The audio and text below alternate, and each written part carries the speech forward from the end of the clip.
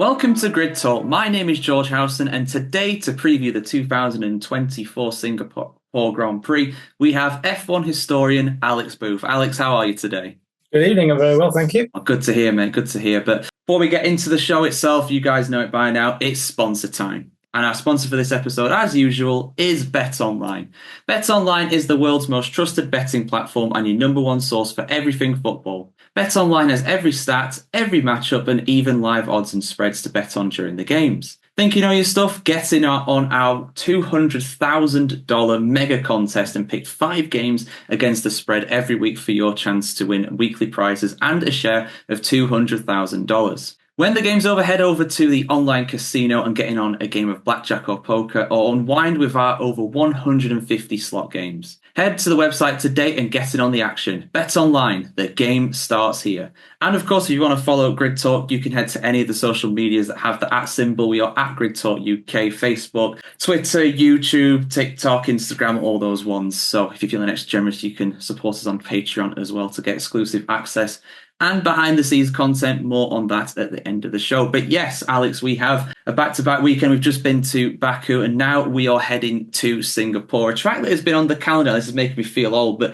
it's been on since 2008. This will be the actually no, we missed it for a few years, but around the 15th race or so that we've had in Formula One. The original night race, of course, in Formula One too. What are your main memories from Marina Bay over the years in F1? Well, the very first one, the first night race in Singapore in 2008. At the time, I remember watching it thinking it was a great race, but a year later that kind of unravelled and we had the infamous Crashgate scandal, so that spoilt it really. Yeah, Singapore, I don't want to be a prophet of doom. It's not really one of my favourites, if I'm being really honest. I think it's a bit all show and no-go, in my opinion. But it's been a few action-packed races there. I think 2015 was pretty good, where it was the year when Mercedes were winning pretty nearly everything, and then they turned up to Singapore and just out of nowhere seemed to be completely off the pace. And Sebastian Vettel and Ferrari were the hottest favourites for the weekend for once, similar to last year really with Red Bull and their sudden downfall at the Singapore venue. So yeah, it's had its moments, but this year might be a little bit different story after the race we've just had in Baku. So I look forward to it and hopefully a bit more of the same. Yeah, it's been very competitive lately in Formula One. We were just speaking before we went on air, and the fact that you go into every weekend not knowing who's going to win, not knowing which team's going to win. You've got 4 teams realistically in the battle for the win every weekend, and that's something we've not really had in F1 since like 2012. It's been a very, very long time since you could say that. But yeah, I knew you were going to mention the Crashgate. Unfortunately, for better or worse, for worse in this case, it is something that we all remember Singapore for. I mean, I personally remember it as well for 2017 as well. We had a wet start, the first ever wet race in Singapore, and you had the Ferraris crashing out on lap 1. And at the time, I was in a group chat with a few Ferrari fans, and it absolutely blew up. It was eventful for sure. And I think we've had some good races here. 2022, I think it was wet at the start as well. That was a very unpredictable one. And like you mentioned, this was the only, I was going to talk about this later in the show, but I might as well skip ahead to it. This was the only race last year where a Red Bull didn't win. So it's a track that very much throws the form book out the window, a bit like Baku, like we just went to as well. At the moment, I'd say that McLaren have the fastest car, but then again, Ferrari are really making me doubt that because they had 2 drivers right up there in Azerbaijan. You had Charles Leclerc leading early on too.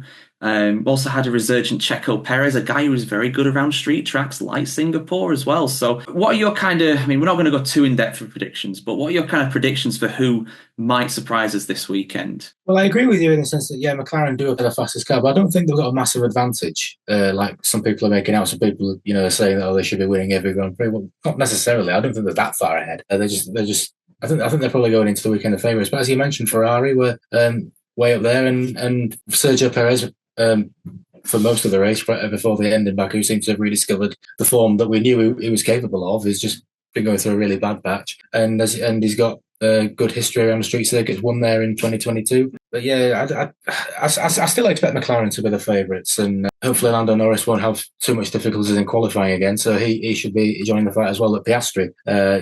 We can't really sing enough praises for him. We all knew he was capable of what he's showing. It was just a matter of time as to when it was going to come through, and he was faultless at the weekend. And if he can carry that momentum on, then he could be well in there as well. But yeah, I'm thinking still a very close one between McLaren, Ferrari, and I think Red Bull will be just nudging in the wings. Yeah, Red Bull not completely out of it either, but yeah, in terms of their overall pace recently, it's been a massive, massive downturn from as we've covered extensively on here as well. But yeah, I mean, when you say about Singapore not being your favourite, something that cannot be denied, Alex, is the physical challenge of this track. I mean, I know you've been to some hot countries, but I've been to Singapore, and I can tell you there is hot, and then there is very hot, and then there's Singapore hot.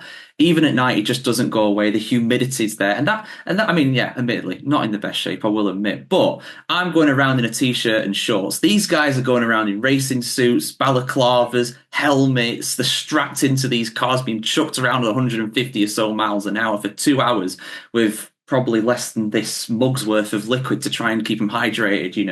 It is a huge challenge for the drivers, and I don't think that can really be overstated. No, not at all. No, you're absolutely right. Yeah, this definitely is the most physical circuit on the calendar. We used to have Malaysia for that, and then Singapore came, and I think was even worse because obviously being a street circuit, it's a lot more demanding. And yeah, the heat and humidity does make a huge difference. And I'd say because Qatar's a bit later in the year than it was last year, this certainly is going to be the toughest race on the calendar for the drivers.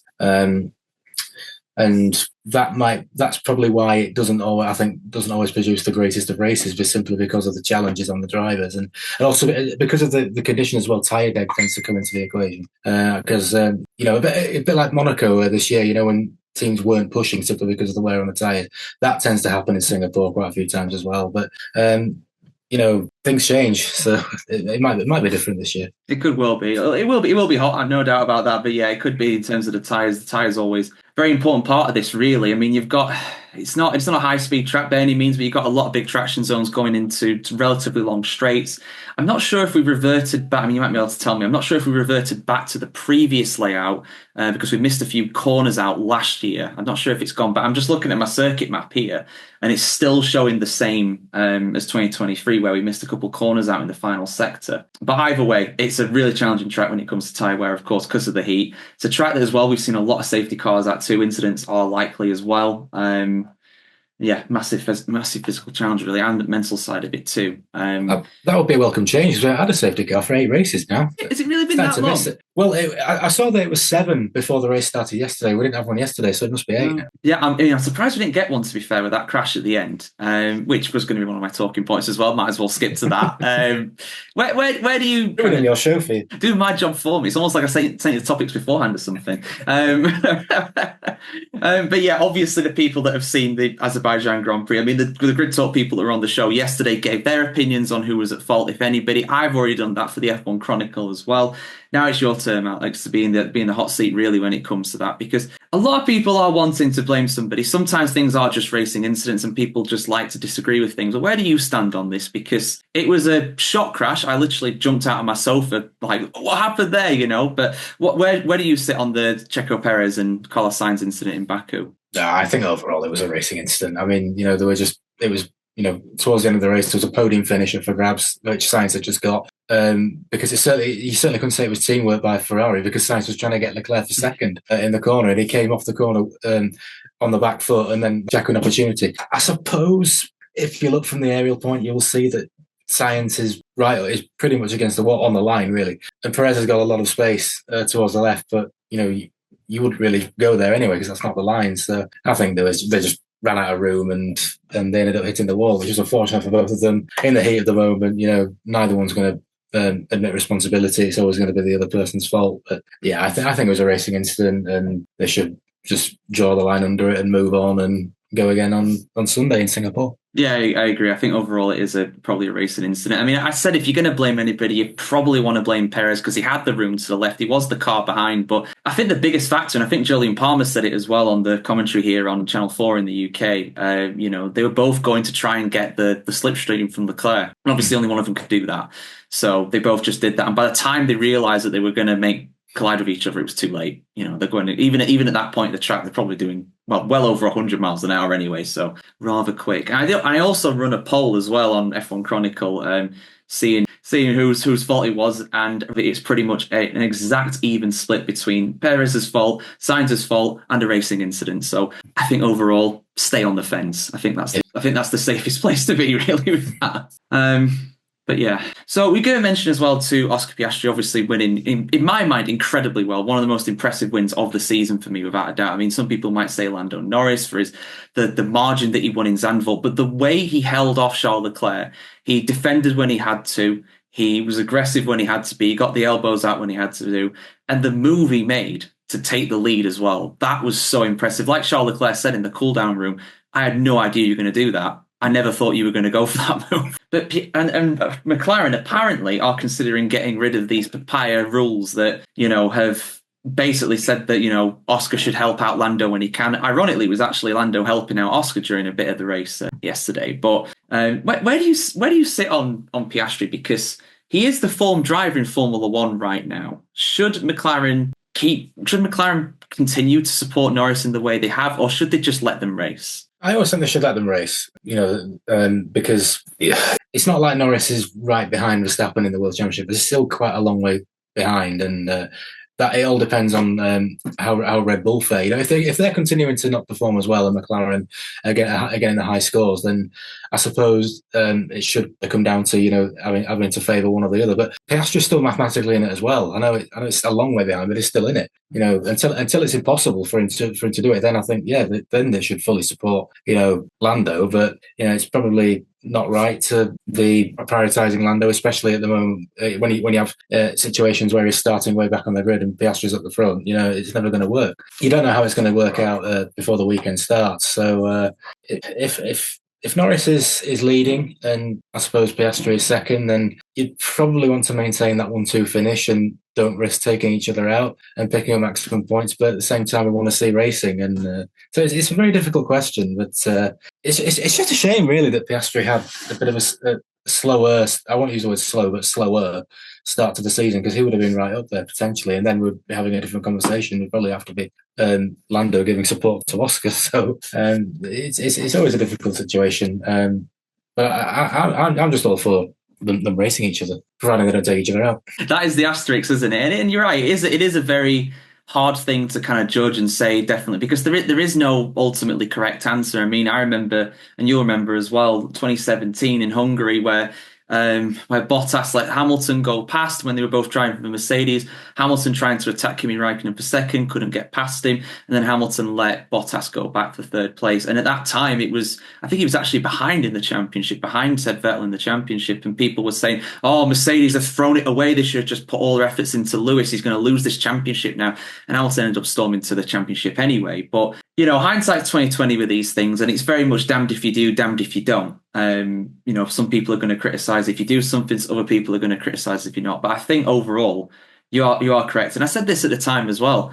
I think they should just let them race until one of them is out of the championship. Because right now, both are in it, and there's only 32 points between them, which is a much smaller gap than what it is from Lando to Verstappen at the top. No, yeah, that's absolutely right. And with that Hungary example as well, I mean, that's slightly different in the sense that Valtteri was ahead of Lewis at the time. And then it was a question of whether Lewis could get ahead of, was it Kimi in front of him, and he couldn't do it. So it was just rightfully giving Valtteri his position back. That sort of stuff I approve of, because that's teamwork, that's fair enough. But I think when you're giving up wins, that's a different matter. That's where it becomes a bit unfair. Which I would say if the boot was on the other foot, that's not me being biased. Well, as you know, I'm not even a massive Lando fan anyway. So which we won't go into now. But I think bottom line is, until one of them is mathematically out of contention, then it's time to really put the full focus on one driver. Yeah, absolutely. You got to win, and you got to win in the right way. I think otherwise you're just going to get a disharmonious team. I mean, you've got two drivers that definitely. I mean, Lando Norris is in that title fight now. He's in second place, and Oscar Piastri with the trajectories he's on. I still can't get my head around the fact it's his second season. I know we've had some incredible rookies over the year in F1, and he did win a race last year. It was a sprint race, but still a race, and was very impressive. But just to see him now, the way he's driving, the maturity, the tyre management, again, that's going to come in big use around Singapore as well this weekend. So I'd be tipping in for a very good result, and McLaren as well on top of that. But yeah, from someone who has been a rookie relatively recently to someone who is a very recent rookie, a current rookie, Franco Colapinto, someone who I'm very glad is in Formula One at the moment. Absolutely. Didn't think he'd be in the F1 this soon, to be honest, but here he is. I don't think he would have expected that either. But yeah, scoring his first points last time out in Baku, extremely impressive. Very good qualifying as well. But he finds himself, Alex, in the very odd position of driving for a team that he has no hope of driving for next season in F1. And I've seen some rumours today about him potentially being on the shortlist for Audi. So my question to you is whether he should be in F1 next year, because currently he doesn't have a seat. Well, I wasn't aware of the Audi rumours. That's the first I've heard of it, because that really is realistically his only hope. But yeah, he fully deserves to be in Formula One. He's shown that. You know, I rated him in F3 and F2. I thought he clearly had the ability to be in Formula One. It was just a matter of whether there was going to be a door room for them. And when they announced Logan Sargent, I didn't really expect Franco to be, the one to replace. I know it was logical because he was in the academy, but you just thought that they were going to probably put Antonelli in preparation for next year with Mercedes, or possibly Mick Schumacher or someone like that. But I was pleased that they went with Franco. Because it was, they were getting someone from their own academy, which is what they're for. So that was being put to good use. And he had a solid debut in Monza, and he'd never raced at Baku before, and then qualified in the top 10. And Williams were a bit more competitive this weekend than there have been in recent times, but nevertheless, he did the job. He didn't put a foot wrong in the race, and he would have scored points without the crash anyway. He would have finished 10th, so he couldn't say that he only inherited it. So yeah, fantastic drive, and in part two of that question. Well, if Audi want to plump for a young talent, then they've got one right there. There's also the question of, where do you get Bortoletto's linked with that seat as well, who looks like a really outstanding talent, F3 champion last year. Possibly, he's leading the F2 championship now, could very well go on to win that. If he does that, he's in the mould of Russell and the aforementioned Piastri to do F3 and F2 back-to-back, so you couldn't ignore him. So I think I'm happier for Colapinto in the sense that I'm just glad he's got to F1 and he's got there, because he probably would never have got there, given the lack of opportunities. And this might be the early chance he gets. But at the same time, it does give him a chance to put his name out there, and maybe not for 25, but he could find somewhere else in 26. Oh yeah, there's definitely opportunities for him. He's very young, and we've seen so many great talents in F2, so many champions that have never made it to F1 and probably will never make it to F1, which is a real crying shame. So I'm glad Colapinto has done that. It is a strange situation because I don't know about you, but I think the most likely thing is just going to go back to F2 next year. That's most likely, because the thing I read yesterday was that this will really disappoint me if this is the case, but it looks like Bottas is the favourite for that seat, which Nico Hülkenberg and Valtteri Bottas for Audi, for me, is just the most disappointing lineup next year for me. I just think, let someone else have a go. I mean, Bottas has had a good career. He's won 10 Grand Prix. He made the most of the opportunity he had, but he's not really. I know he's not really had the equipment to show it, but he's not really set the world alight. Nico Hülkenberg's never done anything in 15 years or whatever, and he's had his opportunities. I know he's done okay this season in terms of qualifying and point scorers, but Ollie Behrman gave him a good run for his money yesterday, and so I don't understand how he keeps getting these deals. He's German, which will obviously be appealing to Audi. But yeah, I just rather have two young guns in the seat instead of two drivers who the only real thing they bring to the team is experience, and that's it. I suppose, yeah. And I mean, if you'd had asked me before Azerbaijan, had been a bit like, oh no, Hulk's having an amazing season, but you're absolutely right. I mean, it's a one race sample size, so you can't read too much into it. But Ollie Behrman did do really well. I think he did show him up a little bit. Apparently, I mean, again, I've not watched the race back at the end too much other than the crash, but apparently Hulk got caught out by yellow flags, then green flags, then yellow flags, and that's why he finished behind Behrman, because I think he was in front of him. But yeah, he was. He was so close. He was. Yeah, I was a bit confused actually as to how he dropped back. But yeah, maybe I'm being a little bit harsh on him. But I just think he's had nearly 300 Grand Prix. And he's not finished on the podium. I know he's not always had the greatest car, but his teammate, when he's had a teammate in the same car, they've had podiums. So it's too little, too late. I think. I know he's had a decent season this year, but just the moment we've got too many drivers, I think, that have kind of had their slice of the cake, and I think it should be time to move on and set aside and let somebody else come in. I agree. I think there's a few, and this is no big disrespect to these drivers, but there's a lot of drivers. Bottas is one of them. Ricciardo's another one where they've been at top teams, they've won races, they've got podiums, they've had the opportunity to challenge for championships because they've driven with cars that either have won championships or could have won championships, and they've not done it, and now they're just in midfield teams or back of the grid teams, and it's like, Yeah, just give a young kid a chance. Give Mm. someone like a Bortoleto or a Colapinto a chance because they're an unknown quantity. Effectively, you don't know how they're going to do. You know, Bottas is a steady pair of hands. He'll bring the car home, but is he really going to be motivated to beat Guan Yu Zhou to 18th each race? It's not. Yeah. It's not what he's used to. No, absolutely. Yeah. It makes you wonder, like, are they just in it for the money, in a way? Is that the only thing that's really driving them? I mean, it's easy for me to sit here, because I'm not a racing driver, it's not in a position to criticize, but just from the outside looking in, I like seeing youngsters get a chance. And I know we've had Beerman and Colapinto this year, but if you remember at the start of the year, this was the first year for God knows how long, maybe if ever, that there were no rookies on the grid, and that's not really a good state of affairs for Formula One. I know next year we've got Antonelli coming in, but yeah, I think the lack of testing probably doesn't help. That's why teams are so afraid of giving young drivers a chance. I mean, Mick Schumacher probably didn't really set a good example. F2 champion, but had a lot of crashes in his time, and for a team like Haas, that's going to affect them financially. A lot more than it would do, for instance, if it was Mercedes or Red Bull. So yeah, I suppose there is always that risk, but at the same time, you've got drivers. Not so much a Hulkenberg's case, because I will concede that he has had a good season. He's outperformed Magnussen completely. Because, well, to be honest, Magnussen's another one in that category. But he looks like he might be on the way out. Well, next year I can't see him being on the shortlist with Audi, so maybe that's his career coming to an end.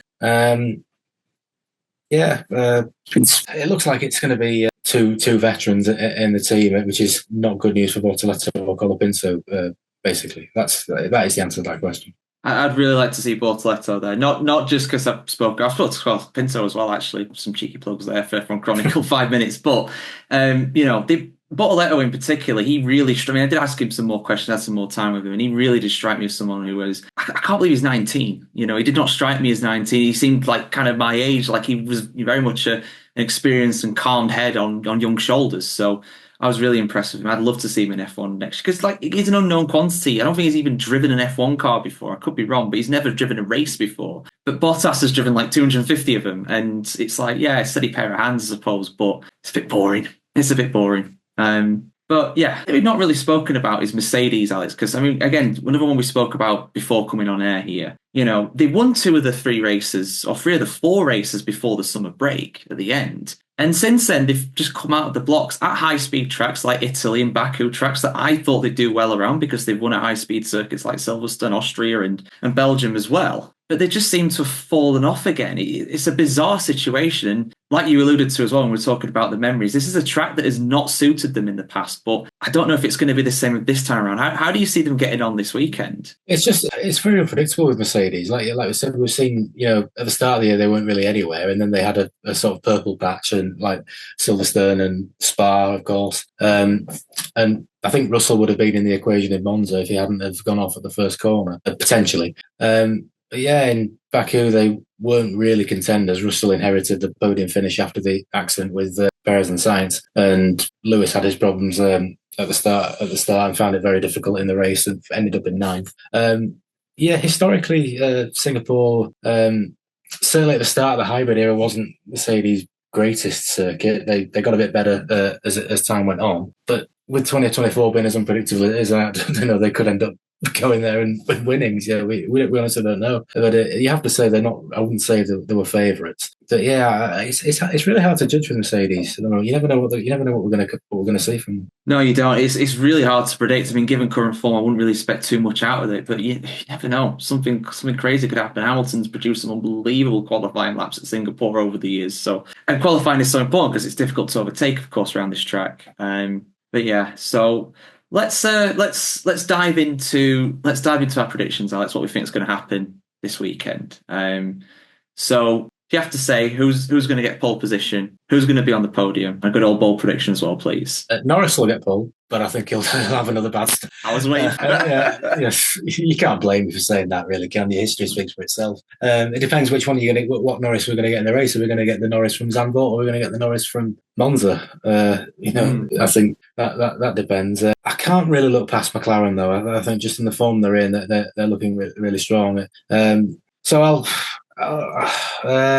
Go on then. I'll give Norris the benefit of the doubt. I'll go for a Norris. I'll go for McLaren 1-2. Norris and Piastri. Whether Piastri is told to maintain position, then that remains to be seen. And I think Checo will come good. I think I'll give Checo third. Yeah, he was on for a potential podium at Baku before the crash, obviously. What's your bold prediction, or is the Checo podium the bold prediction? That could have been a bold prediction, really, couldn't it? Actually, a bold prediction could be Norris gets pole and keeps the lead at the start of the race. Yeah, that is a bold prediction because it's never happened. And admittedly, he has started from pole or P2 a lot, but I think he's the only driver on the grid this season who has not gained any positions on the opening lap of any race.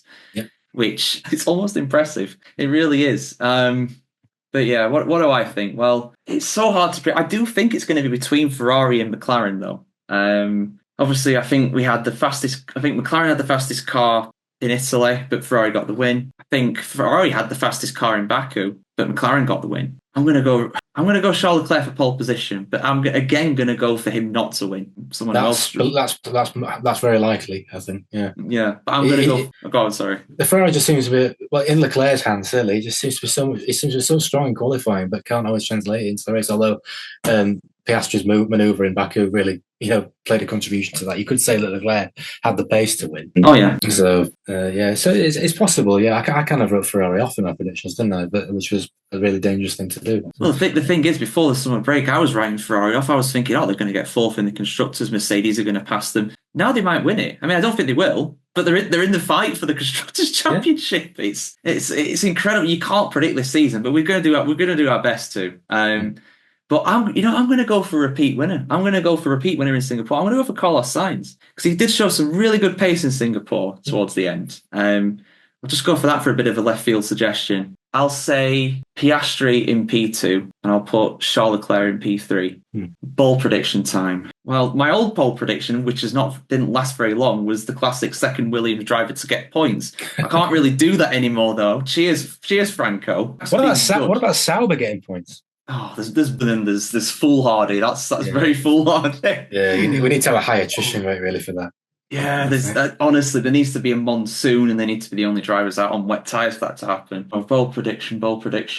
You know what? I'm going to go for Kevin Magnussen not to crash into anybody because he's back this weekend, and with the way he's been driving, it's harsh. It's very harsh. Just because I can't think of a bold prediction right now, I'll be honest. But yeah, given his form, unfortunately, we'll see. Hope K-Mag proves me wrong. But yeah. Where do you think Verstappen's going to come? That's the tough one, isn't it? That's the tough one. Will Perez beat Verstappen? Because he was well ahead of him in Baku, and this is another good track for him. Verstappen will probably be about P5 or something. Yeah, I'm thinking around that ballpark. Yeah, 4th, 5th. I think personally, the McLarens and the Ferraris will be the fastest by some distance, and I think Mercedes and Red Bull and maybe Alonso if he's on form and his car's performing good. I think that's the kind of second group really there because the difference in pace is ridiculous. I don't know what the gap was between the top two and George Russell by the end, but it must have been a good 15, 20 seconds, something like that. Yeah. So yeah, I'm not expecting much on Red Bull this weekend, but I think come Austin, then they might start to recover. Yeah, well, they say apparently they have discovered what the problem is from the driver's point of view, but they haven't figured out how to fix it yet. So it's half the problem solved. But yeah, they didn't really show much pace in Baku, unless it's in the hands of Sergio Perez. But yeah, Verstappen was not looking better, definitely. But yeah, I mentioned in the intro, Alex, that you're the F1 historian and you're covering an old season retrospectively in 2024. Yeah, of course. It's 30 years since one of the most famous seasons in Formula One history, the 1994 season, famous for tragedy, controversy, and above all, triumph, I suppose, because it was could really write a film script on the season, I would imagine. We're up to Portugal at the end of September, as I'll be covering that, and it's nearly getting towards the climax, which anybody who knows F1 history will know that was one of the most infamous ones in the sport. So that'll be a busy month for me. Yeah, if you don't know the 1994 Australian Grand Prix, you will probably know the famous incident when you see it if you look it up. But yeah, no spoilers there for that. Yeah, if you guys want to see more from me, you can head over to the F1 Chronicle.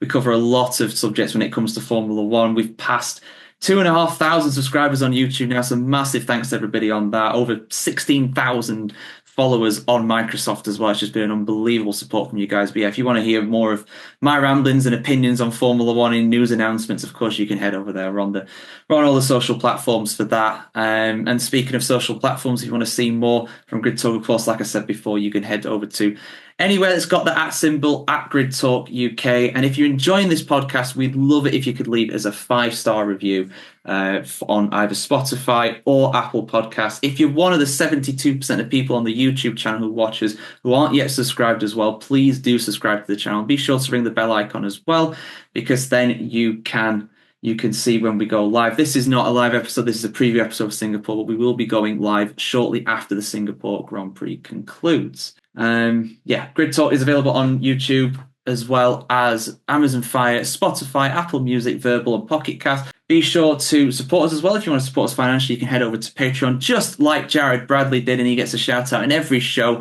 because he's in one of the top tiers for that. You can see some more details for that, some more exclusive content if you head over to our Patreon, Grid Talk on there too. And you can head over and search for our back catalog shows as well. Over 400 episodes now in total, I believe, so that's a lot. Thank you very much for joining us, Alex. Much appreciated as always. You're very welcome. And we'll be back on Sunday, 4 p.m. UK time. That's 11 a.m. Eastern over in the United States. We're going out about an hour or so after the Singapore Grand Prix concludes. So yes, thank you very much for listening to the Grid Talk podcast presented by Bet Online, and goodbye.